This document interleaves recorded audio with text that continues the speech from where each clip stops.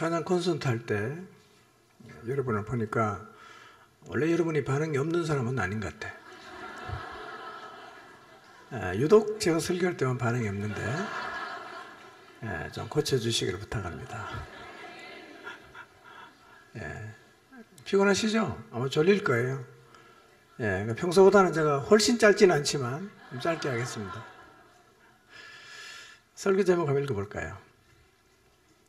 시작. 아멘.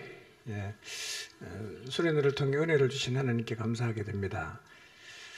영적인 회복을 주시고 또 다시 사명의 자리에 세워주신 하나님께 감사드립니다. 저도 하나님 은혜를 많이 개인적으로 경험했습니다. 준비하면서 또 전하면서 또 하나님이 제게 주신 은혜가 있었습니다. 이 은혜를 솟지 말고 이제 우리의 삶 속에서 드러내며 살아가게 되기를 바랍니다. 수련회 주제 한번 읽어보겠습니다. 시작. 그 다음에 자기 이름 넣어서 시작.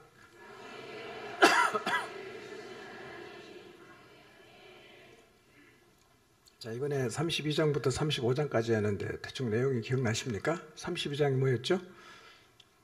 야곱이 형 만날 준비하는 거죠. 야복강가에서 허벅지 관절 위골되고 뭐 그런 얘기. 또 분이엘을 경험한 32장. 33장에서는 형을 만나 극적으로 이제 화해하는 이야기고요. 34장은 그럼에도 야곱이 어디로 갑니까? 세겜으로 가요. 35장은 또 하나님이 그런 야곱을 버리지 않으시고 찾아오시고 나타나서 말씀해 주시고 베델로 가라 이렇게 말씀하셔서 야곱이 이제 베델로 갑니다. 베델로 가는 와중에 여러 일들이 있었는데요. 드보라라는 리브가의 유모가 죽었습니다. 또 가장 사랑했던 아내 라헬이 죽었습니다. 또 큰아들 로벤이 서모 빌하와 동침을 했습니다. 그런 과정을 다 지나서 아버지를 형 에서와 함께 장례를 치릅니다. 그리고 형은 떠나가고 결국 야곱이 거기 남아요. 무슨 얘기냐면 장자권을 누가 계승했다는 거예요?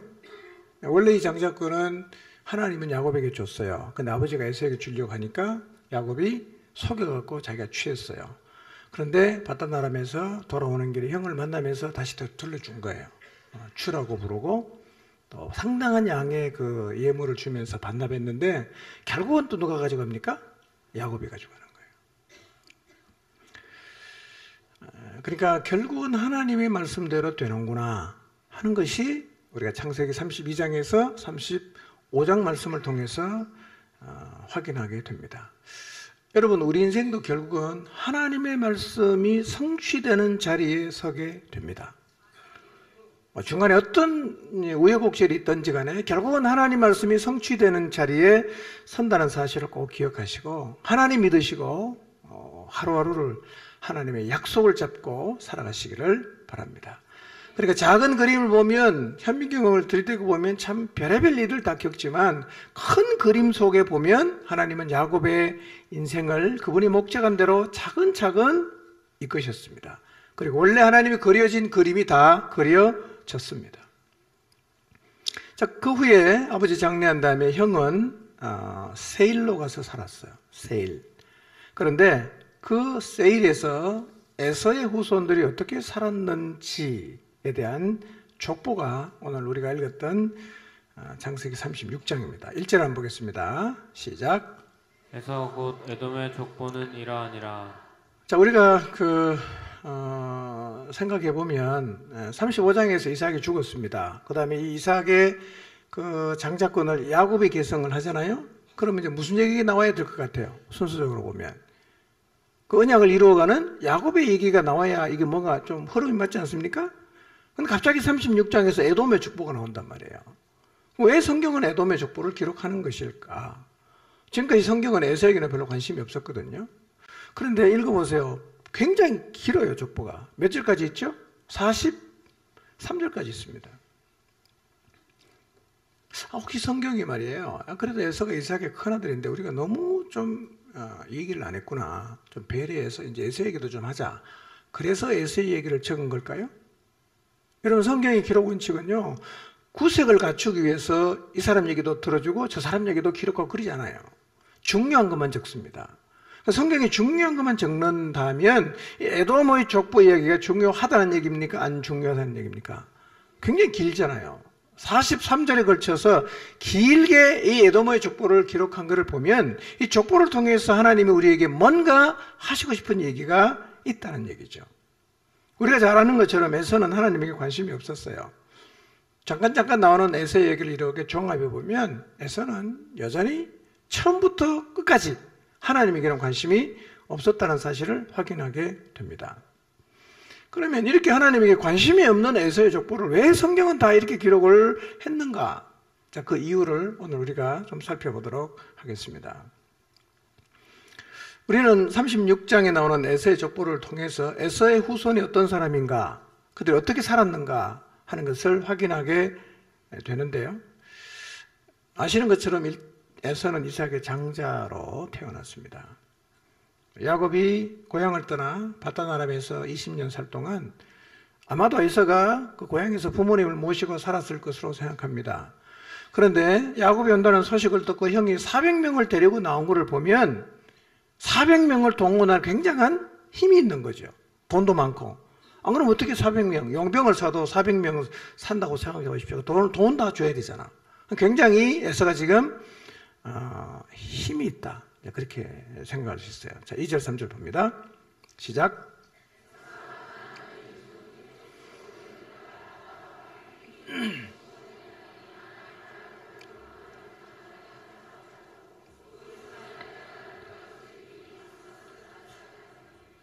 자, 여기에서 세 아내를 소개하고 있죠. 자, 2절에 보면 세 아내가 누구냐면 해족 속 엘론의 딸 아다, 그 다음에 시본의 딸인 아나에게서 태어난 오홀리바마, 두 번째 부인입니다. 그리고 3절에 보니까 이스마엘의 딸 느바요스의 누이 바스맛, 세 명이 에서의 아내인데 사실은 에서의 결혼은 부모님이 좋아하는 결혼은 아니었어요. 부모님은 굉장히 에서 결혼하는 걸 보면서 근심을 했습니다. 그러니까 에서의 인생이 잘못 가는 첫 단추가 뭐냐? 결혼이었습니다. 결혼을 잘못하면서 에서의 인생은 이제 계속해서 잘못된 길로 가게 되는데요. 여러분, 결혼은 보통 일이 아닙니다. 아브라함은 결혼이 얼마나 중요한지를 뼈속 깊이 알았기 때문에 아들 이삭을 결혼시킬 때 가나안에 뭐 얼마나 좋은 혼처가 많았겠습니까? 눈도 안 돌립니다. 그리고 그 먼 고향에 종을 보내서 신부를 구해왔어요. 여러분, 결혼은 요즘 젊은 사람들이 생각하는 것처럼 당사자만의 일이 아닙니다. 가정과 가정이 결혼하는 거고요. 어떤 가치관을 가진 사람과 결혼하느냐에 따라서 그 사람의 미래가 완전히 달라질 수가 있어요. 근데 에서는 결혼을 너무 쉽게 생각했어요. 이렇게 생각하는 거죠. 나만 좋으면 되지. 나만 잘 살면 되지. 부모의 뜻이 뭐가 중요한가? 어디 사람인가? 그게 뭐가 중요한가? 굉장히 개방적인 것 같지만 이런 생각은 사실은 옳은 생각은 아니에요. 그래서 에서는 부모님의 뜻을 전혀 확인하지 않습니다. 자기 눈에 좋아 보이는 여인과 결혼했어요. 결국 이 결혼은 부모에게 큰 근심을 안겨다 주었습니다. 40세에 이미 두 가난한 여인하고 결혼했는데요. 이삭이 야곱을 하란으로 보내면서 야, 너 이 형처럼 결혼하지 마라, 이런 얘기를 들었어요. 그래갖고 바로 가더니만 누구랑 결혼합니까? 이복 형인 이스마엘의 딸과 또 결혼을 했어요. 적극적이에요. 이게 좋다면 이게 해버리고 저게 좋다면 저게 해버리고 뭐 생각 없이. 예.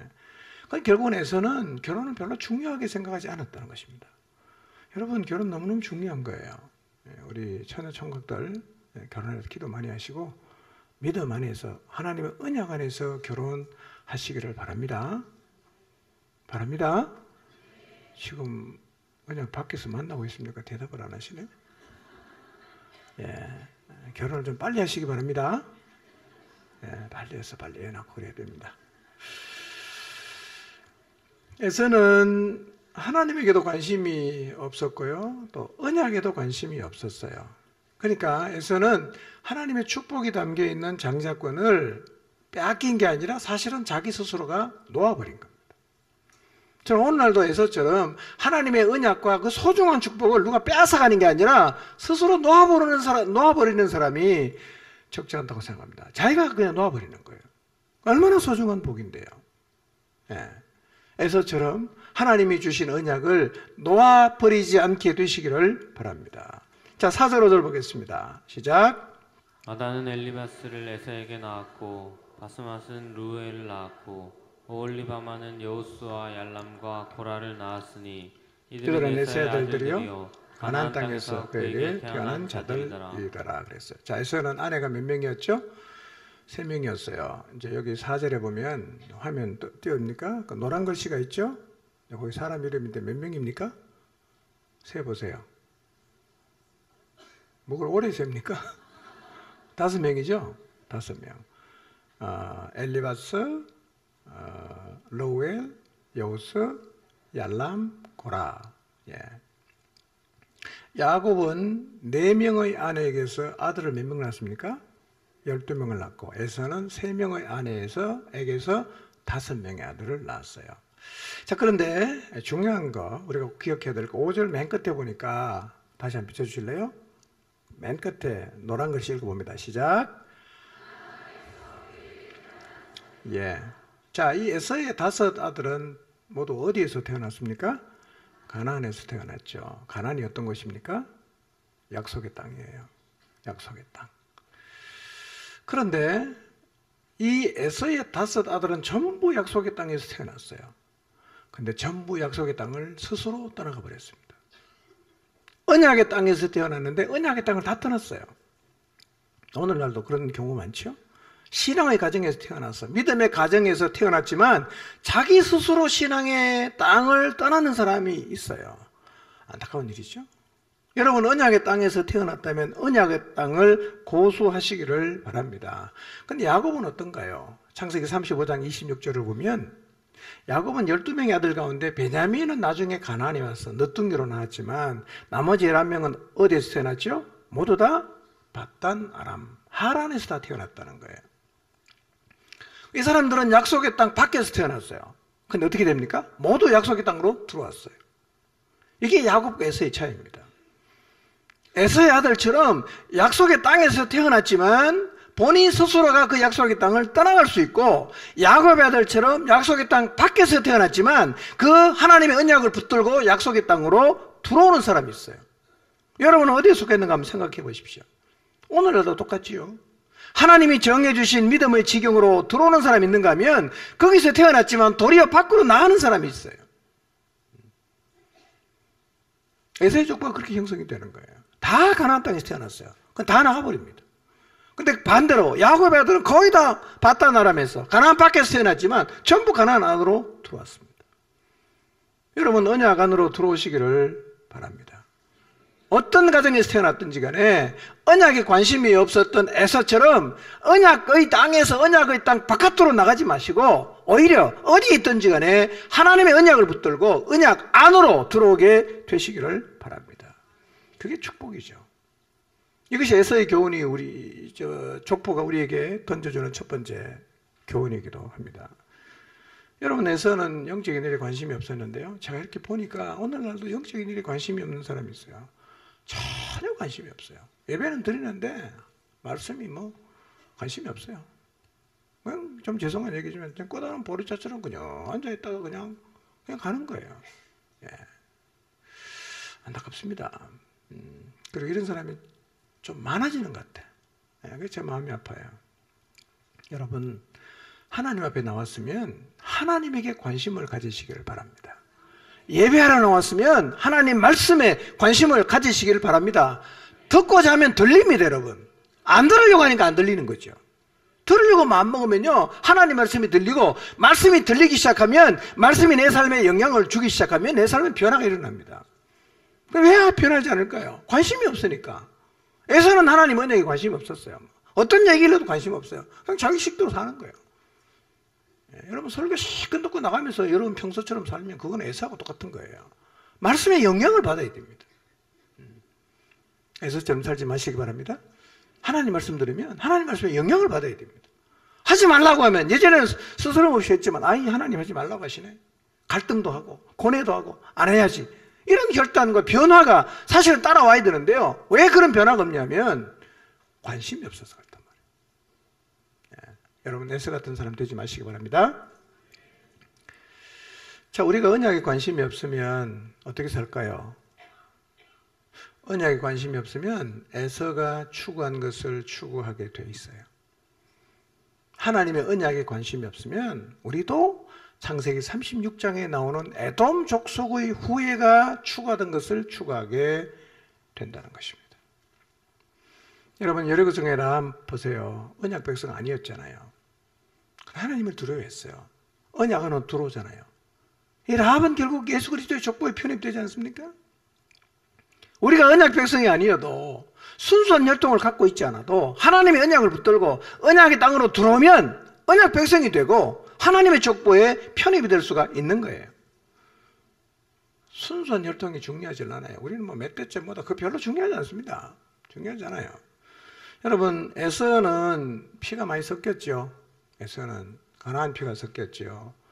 그 후손들은 세일의 피도 섞였죠. 이스마엘의 피도 섞였죠. 뭐 하갈 피도 섞였죠. 다 섞여 있어요. 근데 그게 문제가 되지 않습니다. 그러면 야곱의 후손들은 다 순혈입니까? 아니잖아요. 야곱의 후손은 어떻습니까? 메소포타미아, 아브라함 자기 할아버지가 메소포타미아 사람이잖아. 그 피가 섞여 있죠. 그 다음에 예굽에 가서는 예굽 사람하고 막 뒤섞여 살고 잡족도 막 이러지 않습니까? 피가 다 섞여 있어요. 얼마나 순혈이냐면 별로 중요하진 않아요. 뭐가 더 중요하겠어요? 하나님의 약속에 속했냐 이게 중요한 거예요. 우리 집안이 얼마나 고귀한가 이거 별로 중요하지 않습니다. 지금 내가 하나님의 약속에 속해 있는가, 지금 내가 하나님의 언약을 잡고 있는가 이게 중요한 겁니다. 뭐 맨날 혈통자랑 가문자랑 다 소용없는 일입니다. 예. 순혈이 어디 있어요 세상에. 다 섞였지. 여러분은 순혈을 갖고 계십니까? 조상 올라가 보세요. 다 섞여 있습니다. 뭐가 중요합니까? 언약을 잡았냐 이게 중요한 거지. 언약을 잡았냐. 혈통을 따지면 우리도 할 말이 없는 사람이죠. 일단 우리는 이방인이었잖아. 언약 밖에 있던 사람, 할례 없는 사람, 약속이 없는 사람, 뭐 그런 사람들이었어요. 그러나 우리가 지금 언약을 붙들고 그 길 끝까지 가면 출신은 상관없는 출신이지만 우리가 언약 백성이 된다는 사실을 믿으시기를 바랍니다. 여러분 에서야들 안타까운 사실은 에서야들은 약속의 땅에 태어났는데 다 나가버리고 야곱 애들은 밖에서 태어났는데 안으로 다 들어왔다는 거예요. 어디서 태어났냐가 중요한 게 아닙니다. 뭘 잡고 있느냐가 중요하다는 것입니다. 여러분 지금 뭘 잡고 계십니까? 언약을 잡고 계십니까? 아니면 에서가 잡았던 걸 잡고 계십니까?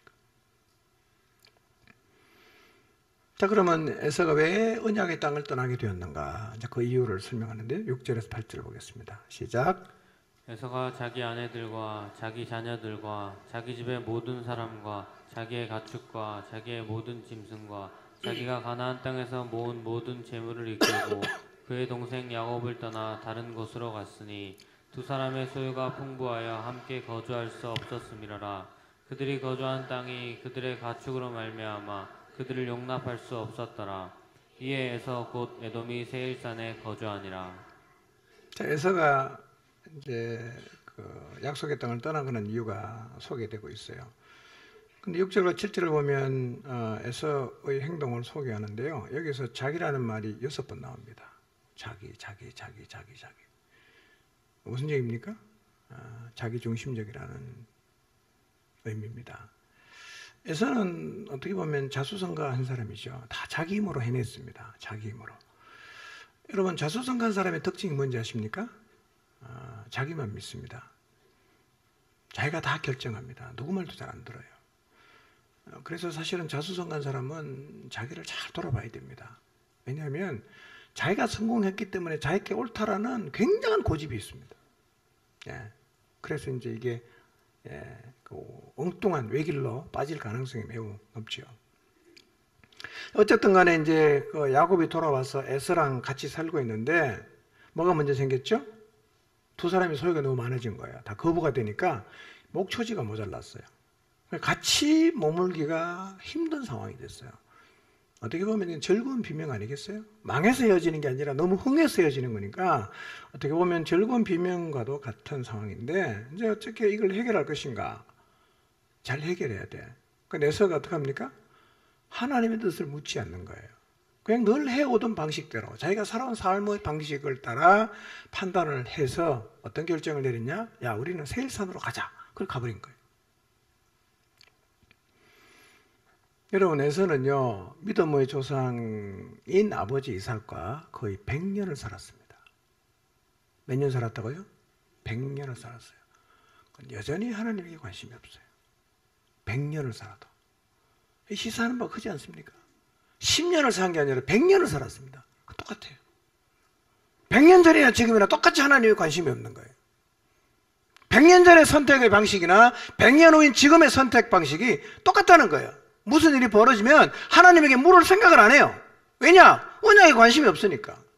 그의 인생에 하나님 말씀은 전혀 고려 대상이 아니야. 오직 현실만 가지고 판단하는 거예요. 현실만 가지고 판단해요.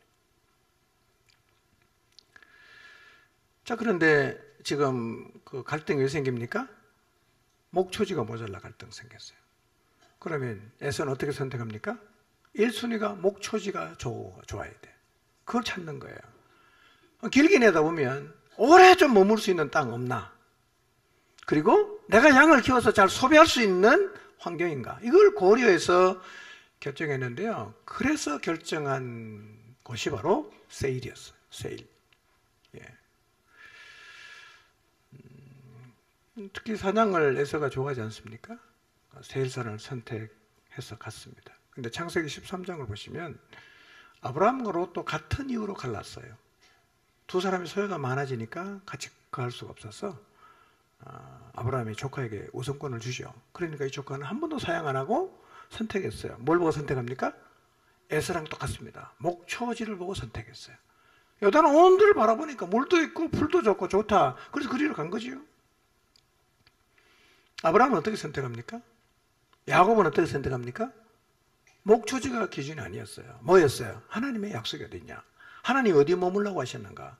야곱은요, 그 바다나라면서 오는 길에 베델에 하나님이 머물라고 하신 장소에 머무는 것이 얼마나 중요한가를 세겜에서 뼈저리게 경험했어요. 하나님 말씀대로 가야 돼. 안 가면 내 인생 정말 힘들어져. 그걸 안단 말이에요. 그러니까 언약의 말씀을 기준으로 그는 선택을 했어요. 여러분, 그런데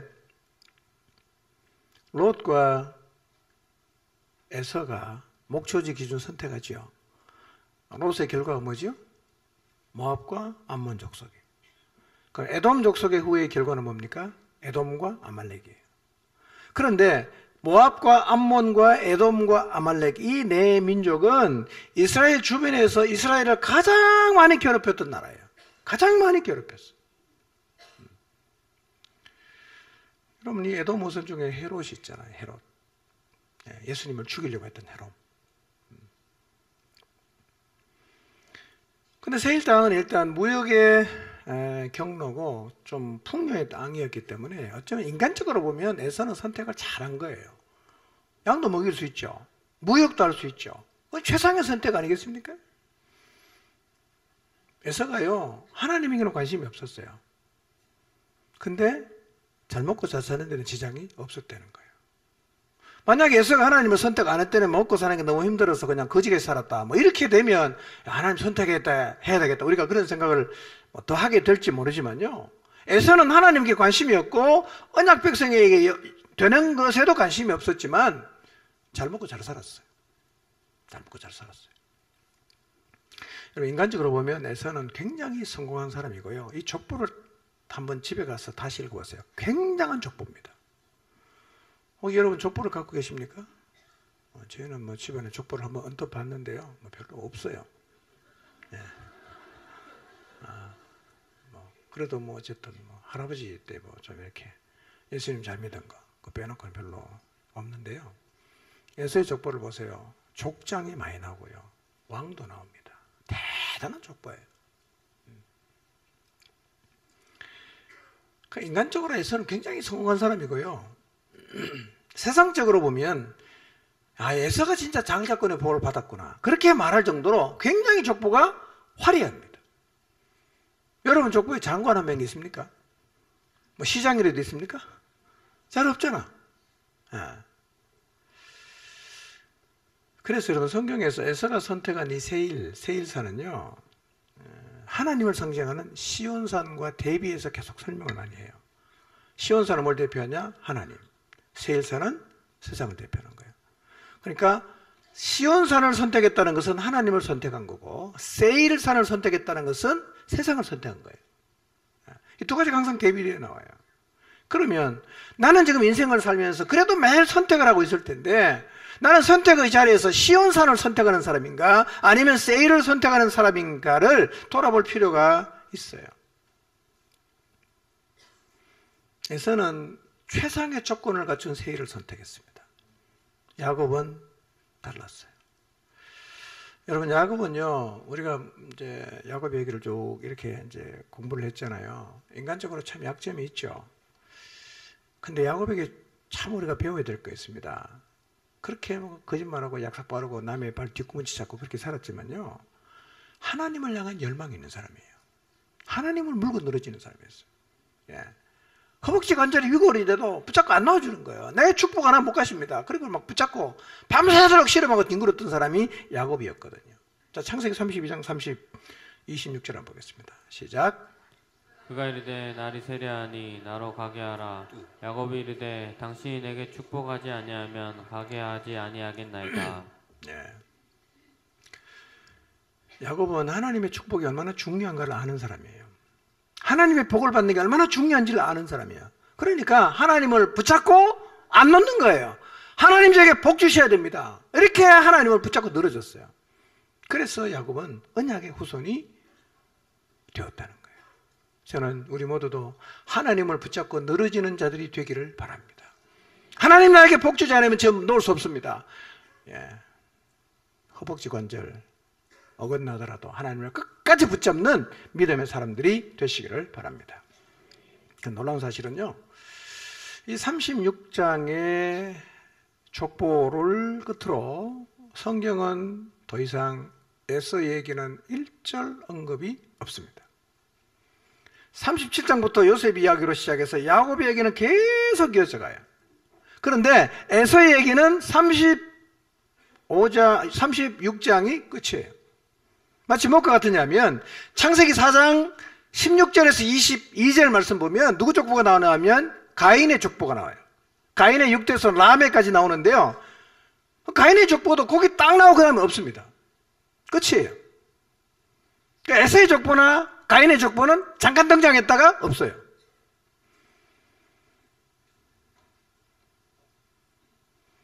결국은 에서의 족보를 만들면 세상에는 성공하는 것처럼 보일 수 있지만 그거는 다 뭐다?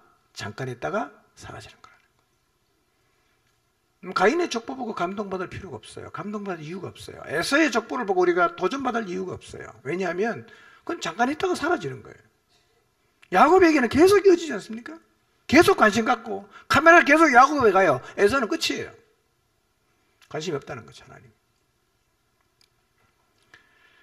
그런 의미에서 세일을 선택할 거냐 시온을 선택할 거냐, 이게 영적인 갈림길이에요. 여러분의 일상 속에서 세일을 선택할 거냐 세상을 선택할 거냐 아니면 하나님의 언약 하나님을 선택할 거냐, 이것이 영적인 갈림길이 된다는 거예요. 날마다 결정하지 않습니까? 한번 돌아보십시다. 우리는 우리의 미래를 인간적인 조건과 환경만을 가지고 늘 세일을 선택하고 있는가, 아니면 나의 미래를 선택할 때 하나님의 언약을 잡고 하나님을 선택하고 있는가, 이걸 우리 자신에게 한번 물어볼 필요가 있어요. 뭘 선택하고 살고 있는가? 목표적 기준인가? 언약 기준인가? 살기 좋은 것이 기준인가? 아니면 하나님 말씀하신 바를 붙잡는 것이 기준인가? 어느 것이 기준에 따라서 그것이 영적으로 갈리는 거예요. 에서처럼 갈 수도 있고 야곱처럼 갈 수도 있어요. 나는 지금까지 어떤 선택을 하고 살아왔는가? 그 선택이 우리 미래에 영향을 줍니다. 빌립보서 3장 18절 20절 한번 볼까요? 시작. 여러 번 말하였고 지금도 눈물을 흘리면서 말하지만 그리스도의 십자가의 원수로 살아가는 사람이 많이 있습니다. 그들의 마지막은 멸망입니다. 그들은 배를 자기네 하나님으로 삼고 자기네의 수치를 영광으로 삼고 땅의 것만을 생각합니다. 그러나 우리의 시민권은 하늘에 있습니다. 그곳으로부터 우리는 구주로 오실 주 예수 그리스도를 기다리고 있습니다. 바울이 눈물을 흘리면서 이렇게 말합니다. 내가 여러분에게 여러 번 말했고 지금도 눈물을 흘리면서 말하는데 그리스도의 십자가의 원수로 살아가는 사람이 많다는 거예요. 십자가의 원수 누굽니까? 자기 배를 하나님으로 삼는 거예요. 수치를 영광으로 삼는 사람이에요. 이런 사람을 바라보면서 바울이 눈물을 흘리면서 말합니다. 십자가의 원수로 살지 마십시오. 여러분의 시민권은 하늘에 있습니다. 이렇게 얘기하는 거예요. 여러분, 우리가 배를 신으로 삼고 수치를 영광으로 삼는다면 결국 누구처럼 사는 겁니까? 에서처럼 사는 것입니다. 세일을 선택한 거예요. 성경은 이렇게 말합니다. 그들의 마지막은 멸망이니라. 이렇게 말해요. 에서의 족보가 더 이상 등장하지 않는 것처럼 이런 삶을 살면 결국은 에서와 똑같은 결말을 맞게 되는 것입니다. 빌립보 2장 21절 한번 볼까요? 시작. 그들이 다 자기 일을 구하고 그리스도 예수의 일을 구하지 아니하되 디모데의 연단을 너희가 안하니 자식이 아버지에게 함같이 나와 함께 복음을 위하여 수고하였느니라. 바울의 어떻게 보면 탄식이죠. 빌립보 교회 편지를 보내면서 하는 얘기가 이거예요. 바울이 보니까 디모데를 제외하고는 다 자기 일만 구하는 거예요. 그리스도 예수의 일을 구하지 않아요. 여러분, 자기 일을 구하는 사람 누구 닮았어요? 에서가 전부 자기 아닙니까? 그리스도 예수의 일을 구하잖아요. 야곱은 그래도요, 인간적인 약점이 있지만 하나님을 붙잡았잖아. 그리스도를 잡았단 말이에요. 여기서 갈리는 거예요. 세일을 선택할 거냐, 시온을 선택할 거냐, 여기에 따라 우리의 미래가 결정이 된다는 사실을 기억해야 됩니다. 나는 지금 어떤 선택을 하고 살고 있는가? 우리 에돔의 족보를 통해서 우리를 좀 면밀하게 돌아보게 되기를 바랍니다. 자, 9절에 14절 봅니다. 시작. 세일산에 있는 에돔 족속의 조상 에서의 족보는 이러하고 그 자손의 이름은 이러하니라. 에서의 아내 아다의 아들은 엘리바스요, 에서의 아내 바스마스의 아들은 루엘이며 엘리바스의 아들들은 데만과 오말과 스보와 가담과 그나스요. 에서의 아들 엘리바스 첩에 아말렉을 엘리바스에게 낳았으니 이들은 에서의 아내 아다의 자손이며 루엘의 아들들은 낫과 세라와 삼마와 미사니 이들은 에서의 아내 바스마스의 자손이며 시몬의 손녀 아나의 딸 에서의 아내 오홀리바마의 아들들은 이라니 그가 여호수아 얄람과 고라를 에서에게 낳았더라 그랬어요. 자, 그래서 우선 얘기를 쭉 이제 하다가요, 12절에 보면 누구 소개합니까? 첩 얘기를 하죠. 첩 얘기. 예. 에서의 아들 엘리바스의 첩 딥나 얘기를 하고 있어요. 원래 성경에서 첩은 잘 소개를 하지 않습니다. 근데 여기서 소개하는 이유가 뭐냐면 이 딥나가 누구를 낳았죠? 아말렉을 낳았어요. 첩 딥나가 그러니까 서자임에도 불구하고 그 나라를 이루었단 말이에요. 그 나라를 이뤘어요. 근데 그 나라가 무슨 나라입니까? 아말렉이에요. 아말렉은 골짜기에 거주하는 자라는 뜻이 있어요. 베두인들입니다. 그냥 이렇게 거처 없이 목초지를 따라 이렇게 이동하며 사는 사람들인데요. 오늘날 사우디아라비아 사람들입니다. 그러니까 아말렉은 누구 후예입니까? 에돔의 후예입니다. 에서의 후손이 아말렉이에요. 근데 이 에서의 후손 아말렉은 이스라엘 백성이 광야를 지나서 가나안으로 갈 때 괴롭혔던 사람입니다. 괴롭혔던 사람. 예. 자, 출애굽기 17장 8절에서 16절인데요. 읽지는 않겠습니다. 보면 이스라엘 백성이 광야에서 이제 아말렉이 이제 공격을 해서 이제 전쟁을 벌이는데요. 이때 모세와 아론이 산꼭대기에 올라가서 모세가 손을 드는데 들면 이기고 내리면 이스라엘이 져요. 계속 어떻게 팔을 들고 있습니까? 그래서 아론 그 훌이 옆에 가서 두 팔을 이렇게 잡아줬어요. 그래서 종일 전쟁에서 이겼습니다. 그래서 그 전쟁 끝난 다음에 그곳의 이름을 뭘로 붙이냐면 여호와 니시, 여호와의 깃발이라는 뜻의 이름을 붙였던 이 전쟁의 상대가 누구냐면 바로 에돔의 후예였던 아말렉이었어요. 이 아말렉은요, 늘 후미에 약한 자를 약탈했던 사람입니다. 이스라엘 참 많이 괴롭혔어요. 그 하나님이 이렇게 말씀하십니다. 내가 너희 이름을 천하에서 기억도 못하게 하겠다. 그 말씀하시고 더불어 이렇게 말씀하십니다. 내가 아말렉과 더불어 대대로 싸우겠다. 네. 여러분, 하나님은 아말렉과 대대로 싸우시는 분이에요. 그러니까 하나님을 대적하는 이 에돔의 후손이 굉장히 민족을 이루고 성공한 것처럼 보이지만 누구의 대적이 됩니까? 하나님의 대적이 되는 거예요. 자, 15절에 19절을 봅니다. 시작. 에서 자손 중 네, 맞아요. 안 나왔어요? 자, 15절 19절 읽습니다. 시작. 에서 자손 중 족장은 이라 아니라 에서의 장자 엘리바스의 자손으로는 대만, 오말 족장, 스보 족장, 그나스 족장, 고라 족장, 가담 족장, 아말렉 족장이니 이들은 에돔 땅에 있는 엘리바스의 족장, 이들은 아다의 자손이며 에사의 아들 르우렐의 자손으로는 나핫 족장, 세라 족장, 삼마 족장, 미사 족장이니 이들은 에돔 땅에 있는 르우엘의 족장들이요 이들은 에서의 아내 바스맛의 자손이며 에사야는 올리바마의 아들들은 여호수 족장, 얄람 족장, 고라 족장이니 이들은 아나의 딸이요 에사의 아내 올리바마로 말미암아 나온 족장들이라. 에서 곧 에돔의 자손으로서 족장된 자들이 이러하였더라. 그랬어요. 여러분, 인간적 관점으로 보면 이 족보는 대단히 훌륭한 족보입니다. 족장이 이만큼 많이 나왔어요. 예. 대단한 거죠. 예. 대단한 성공이고 에서의 족보는 세상은 굉장히 부러워하는 족보입니다. 꿈꾸는 족보입니다. 왕 많이 나오죠. 족장 많이 나오죠. 예를 들면 온 집안이 의사다. 온 집안이 뭐 정치인인데 국회의원하고 장관하고 뭐 총리하고 뭐 이런 족보 대단하지 않습니까? 에서의 족보 그랬다는 거예요. 여기서 우리가 눈여겨볼 사람 한 명 있는데 15절에 보면 그나스 족장이 나와요. 그나스 족장. 이 그나스 족장이 누구냐? 나중에 이 그나스 족장이 유다 지파에 편입이 되는데요. 이 그니스라고 부르는데 이 그니스의 후손 중에 유명한 사람이 한 명 있습니다. 누군지 아세요? 갈렙. 예. 이렇게 많은 족장이 나온 에서의 족보. 어쩌면 우리는 세상을 살면서 이런 족보를 꿈꾸면서 우리의 자녀들이 이렇게 되기를 원하고 있을 수 있어요. 우리 자녀가 세상이나 성공해서 사장이 되고 좋은 대학 나와서 그냥 사람 앞에 떵떵거리고 살아가는 자리에 서는 그런 사람이 되기를 어쩌면 우리는 자녀를 보고 원할 수가 있고요. 자식이 그렇게 성공하면 우리는 그것 때문에 굉장히 만족할 수가 있어요.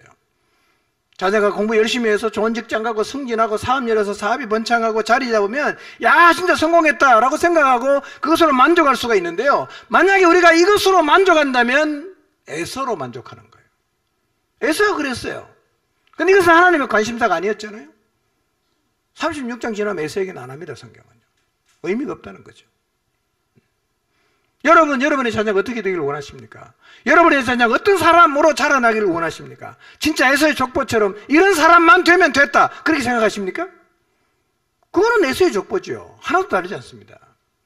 언약의 사람이 되는 걸 좋아해야 되고 언약의 사람으로 서는 것을 원해야 되고 언약의 사람으로 서는 것을 성공으로 봐야 되는데 어쩌면 우리도 세상에 살다 보면 에서의 족보를 꿈꾸고 있을 수 있다는 거예요. 야, 우리 이런 좀 가문 이런 사람이 뭐 좀 많이 나왔으면 좋겠다. 그건 뭐 사실은 하나님 앞에다 부질없는 것들입니다. 자, 그런데 보세요. 37장 이후에 이제 요셉 일기가 나오죠. 그 야곱의 12아들 보세요. 언약의 후손인데요. 에돔 족속과 비교해 보세요. 누가 더 낫습니까? 이미 에돔 후손은 전부 족장이야. 야곱의 12아들은요? 애굽에 내려가고 곡식 얻어 먹겠다고 그러고 있잖아요. 그러니까 에서의 가문과 야곱의 족보는 대비가 되는 거죠. 그래서 세상은 에서의 족보를 만드는데 목을 매는 거예요. 세상 사람들 볼 때는 에서의 족보는 너무나 부러운 족보고 너무나 닮고 싶은 꿈꾸는 족보들이에요. 그런데 하나님의 나라의 족보는 이런 게 아니라는 거예요. 그래서 우리가 가끔씩 갈등하는 거예요. 야, 내가 예수님 잘 믿고 사는데 어떻게 우리 족보에는 에서 같은 이 훌륭한 사람이 한 명도 없냐? 이것이 우리를 갈등하게 할 수도 있단 말이에요. 그래서 우리가 예수님 믿고 약속 붙잡고 가다가도 가끔씩은 야 나도 에서처럼 좀 살았으면 좋겠다. 왜 하나님 우리 가문은 에서 족보처럼 안 만들어주는가? 라고 하나님 앞에 질문할 수 있는데요. 사실은 그거예요. 우리가 에서의 족보를 만들 수 없어서 만들지 않는 게 아니라 우리가 에서의 족보를 포기한 거예요. 포기한 거예요. 선택하지 않은 거죠. 대신 뭘 잡았습니까? 하나님의 언약을 잡았단 말이에요. 언약을 잡기 위해서 이 내려놓은 거예요.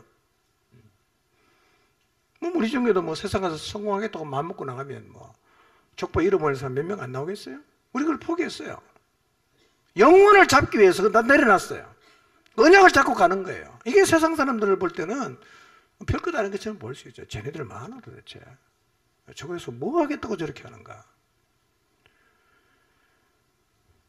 우리는 야곱처럼 하나님을 붙잡아야 됩니다. 우리는 아브라함처럼 언약을 잡아야 합니다. 이 사람이 바로 하나님이 찾는 사람이에요. 여러분, 하나님이 찾는 사람이 이런 사람입니다. 에서의 후손들을 찾지를 않습니다. 야곱의 후손 같은 사람을 찾아요. 자, 20절 30절 봅니다. 시작. 그 땅의 주민 호리 족속 세일의 자손은 로단과 소발과 시브온과 아나와 디손과 에셀과 디산이니 이들은 에돔 땅에 있는 세일의 자손 중 호리 족속의 족장들이요 로단의 자녀는 호리와 헤맘과 로단의 누이 딥나요 소발의 자녀는 아란과 마나앗과 에발과 스보와 오남이요 시브온의 자녀는 아야와 아나며 이 아나는 그 아버지 시브온의 나귀를 칠 때에 광야에서 온천을 발견하였고 아나의 자녀는 디손과 오올리바마니 오올리바마는 아나의 딸이며 디손의 자녀는 햄단과 에스반과 이드란과 그라니요 에셀의 자녀는 사연과 아가니요 디산의 자녀는 우스와 아란이니 호리 족속의 족장들은 곧 로단 족장, 소발 족장, 시브온 족장, 아나 족장, 디손 족장, 에셀 족장, 디산 족장이라. 이들은 그들의 족속들에 따라 세일 땅에 있는 호리 족속의 족장들이었더라. 자, 20절 보면 원주민 족보가 나오는데요. 그 땅의 주민이 원래 누가 살았냐면 호리 족속이 살았어요. 호리 족속. 이 호리 족속의 대표가 되는 사람이 세일이에요. 세일은 지역 이름이기도 하지만 사람 이름이기도 해요. 세일 족속, 호리 족속, 에돔 족속이 다 뒤섞였어요. 뒤섞였습니다. 근데 원래 원주민은 호리 족속이에요. 그럼 에돔 족속은 뭐죠? 나중에 그 지역에 이주한 사람이잖아. 그러면 누가 족장이 돼야 됩니까? 외지인 족장 시켜줍니까? 안 시켜주잖아. 그 에돔 족속이 족장이 된단 말이에요. 이게 무슨 의미일까요? 하나는 이거예요. 에돔의 족속이 굉장히 영향력이 컸다는 거 하나. 두 번째로는 이 세일산에 살고 있는 호리 족속이 굉장히 개방적이었다는 거예요. 외지인도 족장을 시켜주는 거예요. 자, 그런데 24절을 보면 시브온의 자녀는 나귀를 치다가 광야에서 뭘 발견했죠? 온천을 발견했다 그랬습니다. 근데 창세기 36장 읽어보면 에돔의 후손의 가장 큰 업적이 뭐냐? 온천 발견한 거예요. 온천 발견. 여러분, 온천 발견이 인생의 업적이 될 수 있습니까? 있나요? 있을 수 있겠죠. 예. 여러분, 지옥에 가서 온천 발견한 걸 자랑할 수 있겠습니까? 천국에 가서 온천 발견한 거 자랑할까요? 안 하겠죠. 그렇죠? 뭘 자랑해야 돼요? 지옥 가서 온천을 어떻게 자랑해요? 천국 가서 왜 온천을 자랑합니까? 자랑하는 거 아니죠. 여러분, 하나님의 족보에 편입된 사람이 인생을 다 살고 난 후에 무엇을 남겨야 될 거를 한번 생각해 보십시오. 여러분은 무엇을 남기고자 하십니까? 우리가 남기고자 하는 게 이름 석자입니까? 뭐 내가 자수성가 했다, 세계 일주 몇 번 했다, 뭐 세계 명산 뭐 다 정복했다, 이런 거 천국 가서 자랑할 수 있습니까? 뭘 우리가 업적으로 내세워야 되겠냐? 내가 내세우는 업적이 하나님의 언약과 무관하다면 그건 아무런 의미가 없다는 거예요. 여러분, 하나님의 언약과 관련된 업적을 위해서 사시고 주님 앞에 가서도 의미 있는 그런 업적을 남기려 하시기를 바랍니다. 여러분, 열왕기상하나 역대상하를 쭉 읽어보면 이스라엘 왕들 얘기가 쫙 나오지 않습니까? 뭐 다 왕들이 제각기에 나라를 다스리며 살았습니다. 그런데 그 왕들을 평가하는 기준이 뭐예요? 다윗의 길로 갔냐 안 갔냐 이거밖에 안 물어요. 너 다윗의 길로 갔냐 안 갔냐 이거요. 너 여로보암의 길로 가냐 다윗의 길로 가냐 이것만 묻지요. 무슨 업적을 남기고 무슨 치적을 남기는가 묻지를 않습니다. 여러분, 여로보암 2세는요 그 이스라엘 역사 속에서 가장 넓은 영토를 가졌습니다. 근데 성경은요 거기에 대해서 하나도 중요하게 생각하지 않아요. 뭐만 생각합니까? 너 다윗 길로 갔냐? 여로보암 길로 갔냐? 이것만 묻는다는 거예요. 여러분, 하나님 나라에 가면 우리 인생 뭘로 평가할까요? 어떻게 인생 살았냐? 온천 발견했냐? 이거 묻지 않습니다. 이거 안 물어요. 하나님 앞에 갔을 때 언약을 붙잡고 살아간 그것만 우리의 업적이 될 수 있다는 사실을 잊지 마시기를 바랍니다. 30절에 43절 봅니다. 시작. 이스라엘 자손을 다스리는 왕이 있기 전에 에돔 땅을 다스리던 왕들은 이러하니라. 부올의 아들 벨라가 에돔의 왕이 되었으니 그 도성의 이름은 디나바며 벨라가 죽고 보스라 사람 세라의 아들 요밥이 그를 대신하여 왕이 되었고 요밥이 죽고 대만은 족속의 땅이 후삼이 그를 대신하여 왕이 되었고 후삼이 죽고 부닷의 아들 곧 모압들에서 미디안 족속을 친 하닷이 그를 대신하여 왕이 되었으니 그 도성의 이름은 아윗이며 하닷이 죽고 마스레가의 삼라가 그를 대신하여 왕이 되었고 삼라가 죽고 유브라데 강변 르호봇의 사울이 그를 대신하여 왕이 되었고 사울이 죽고 악볼의 아들 바알 하나니 그를 대신하여 왕이 되었고 악볼의 아들 바알 하나니 죽고 하달이 그를 대신하여 왕이 되었으니 그 도성의 이름은 바우며 그의 아내의 이름은 무에다벨이니 마드렛의 딸이요 메사압의 손녀더라. 에서에게서 나온 족장들의 이름은 그 종족과 거처와 이름을 따라 나누면 이러하니 딥나 족장, 알와 족장, 여댓 족장, 오홀리바마 족장, 엘라 족장, 비논 족장, 그나스 족장, 대만 족장, 입살 족장, 막디엘 족장, 이람 족장이라. 이들은 그 구역과 거처를 따른 에돔 족장들이며 에돔 족속의 조상은 에서더라. 본문이 길어서 잘 닦았습니다. 자, 30절부터 보면 세일 땅 원주민 이야기인데요. 31절부터 보면 누가 나옵니까? 에돔의 왕들이 나옵니다. 왕. 에돔에는 왕이 나왔어요, 벌써요. 이스라엘에 왕이 있습니까? 없습니다. 에돔의 왕이 있을 때 아마 이스라엘은 애굽에 내려가서 지금 종살이하고 있을 수 있어요. 종살이 끝나고도 금방 왕이 됐나요? 가나안 들어갔어도 사사시대 지나고 한참 있다가 이스라엘 초대왕 사울이 나왔어요. 그게 야곱의 족보예요. 에서의 족보는요 이미 왕이 나왔어요. 엄청난 족보지요. 근데 8명의 왕들의 얘기를 쭉 읽어보면 재밌는 건 이거예요. 왕위를 아들에게 안 물려준다는 거예요. 똑같습니다. 왕의 다음 왕은 아들이 아니야. 굉장히 개방적이라는 얘기입니다. 능력 있는 사람이 이어서 왕이 되는 그런 나라에 있는데 문제는 뭐냐면 하나님이 없었어요. 하나님이 없었어요. 43절은 이렇게 기록되어 있죠. 막디엘 족장, 이람 족장이라. 이들은 그 구역과 거처를 따른 에돔 족장들이며 에돔 족속의 조상은 에서더라 그랬어요. 너무 대단한 족보죠. 족장도 많이 나오고요. 왕도 나오고 뭐 불할 게 하나도 없어요. 이것은 세일을 선택한 에서의 족보이지만 에돔의 후손들을 보면 항상 하나님 나라의 반대의 편에 서 있었어요.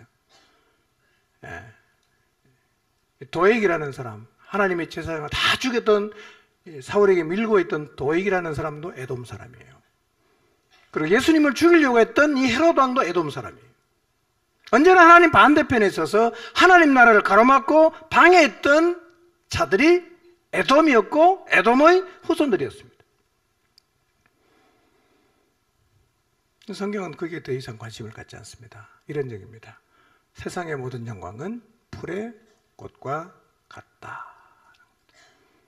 세일을 선택해서 얻었던 모든 왕이 되고 족장이 되는 이 영광은 풀의 꽃과 같아서, 여러분 꽃이 뭐 그냥 영원히 그냥 아름다움을 발휘합니까? 한철만 지나면 다 시들지 않습니까? 져버리지 않습니까? 베드로전서 1장 24절 같이 읽어봅니다. 시작. 모든 육체는 풀과 같고 그 모든 영광은 풀의 꽃과 같다. 풀은 마르고 꽃은 떨어지되 주님의 말씀은 영원히 있다. 이것이 여러분에게 복음으로 전해진 말씀입니다. 이 말씀 꼭 마음에 새기시기 바랍니다. 모든 육체는 무엇과 같아요? 풀과 같아요. 육체를 가지고 살면서 얻었던 모든 영광은 무엇과 같다고요? 풀의 꽃과 같다.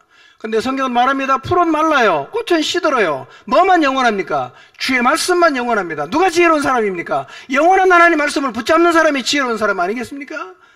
그 말씀이 뭐예요? 우리에게 복음으로 전해진 말씀이라고 성경이 말씀하고 있습니다. 여러분, 우리가 인생을 무엇을 잡고 살아야 되겠습니까? 풀의 꽃과 같은 인생의 영광입니까? 아니면 육체, 풀과 같은 우리의 육체입니까? 아니면 영원히 있는 하나님의 말씀이겠습니까? 육체는 풀이고 풀의 꽃은 인생의 영광이지만 그거 다 말라요. 다 떨어집니다. 뭐가 영원한가?